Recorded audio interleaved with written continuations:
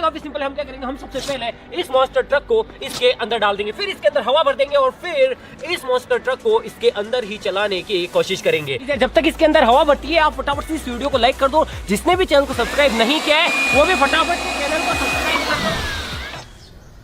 तुमसे ना हो पाएगा, रुको जरा, सबर करो। गाइस, इसके अंदर भी हमें गाड़ी को ठीक उसी तरीके से चलाना होता है जिस तरीके से मौत के कुएं के अंदर मौत के कुएं वाला ड्राइवर चलाता है। देखो, मैं धीरे धीरे एक्सीलरेट करता हूँ और गाड़ी को बिल्कुल वैसे ही चलाने की कोशिश करते हैं जैसे कि वो लोग चलाते हैं। अभी देखो बेटे मौज कर दी। अरे तुम तो बड़े हैवी ड्राइवर भाई।